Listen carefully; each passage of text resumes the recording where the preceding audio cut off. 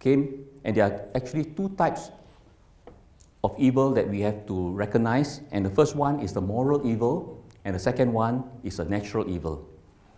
And moral evil is the pain and suffering brought about when we choose to be selfish, to be arrogant, to be uncaring, and so on.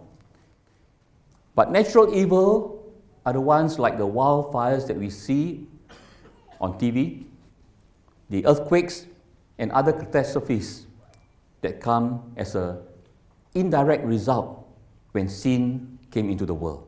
Suffering may be the result of many situations.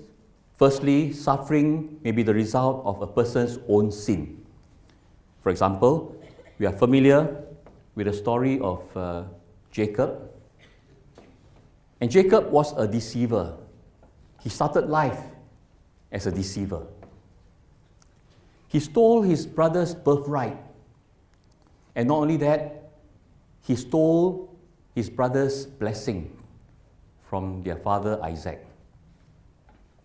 And there came upon him yet a time where he himself was deceived. And he was deceived by his uncle Laban.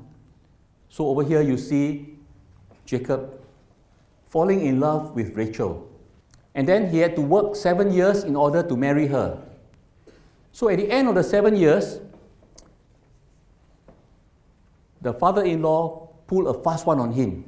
So on the wedding night, in the tent, instead of Rachel coming in, the father-in-law sneaked in the elder sister Leah. And when Jacob woke up the next morning, he was furious because he got cheated. And then, in order for him to gain Rachel, he had to commit to work for yet another 7 years. Then, there's also King David, the sin of King David with Bathsheba. This is about the adulterous affair that they had. And in those days, when a woman is found to have an adulterous affair, when caught, she would be stoned to death.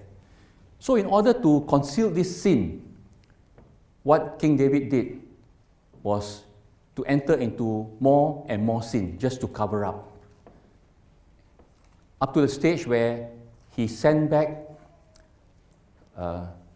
Bathsheba's husband, Uriah, who is the captain, who is the commander in the army. And he got sent right to the front, the fiercest of the front line, so that he would die in battle. And so that was what King David did. And nobody would ever know about it, but God knows. And so God sent the prophet Nathan to rebuke him. And when this came upon King David, he realized and he was remorseful and he repented before God. But there's still the consequence of the sin, and the first child to be born to King David with Bathsheba died only within 7 days of being born. Suffering can also be the result of the sin of others. So in the case of Joseph, what happened to him? So Joseph, in the Genesis, from the chapter of 37 to 50, you can read the story of Joseph. And Joseph actually faced rejection from his brothers. And as a result of this, the brothers plotted to kill him. They threw him into the pit.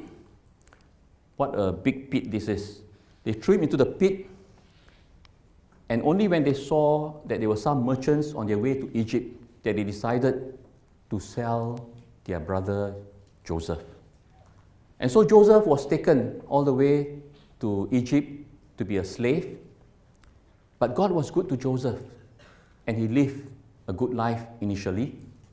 But he also got caught up, and he went to jail because he was wrongly and falsely accused of doing something he never did. And so he was jailed. But later on, he came out and he became the Prime Minister of Egypt. And so, this is what Joseph said. He testified to his brothers later on when they met. And you must understand that during this time, Joseph had suffered tremendously and suffered the loss and separation from his father who loved him for 20 years. And so finally, when they came together, Joseph said this. He testified to his brothers, "You intended to harm me, but God turned it around for good to accomplish what is now being done, the saving of many lives." So, in all this, God worked together for good. So, as Prime Minister of Egypt, he was able to save many lives of those who were in such a tremendous and hazardous situation where they had no food to eat.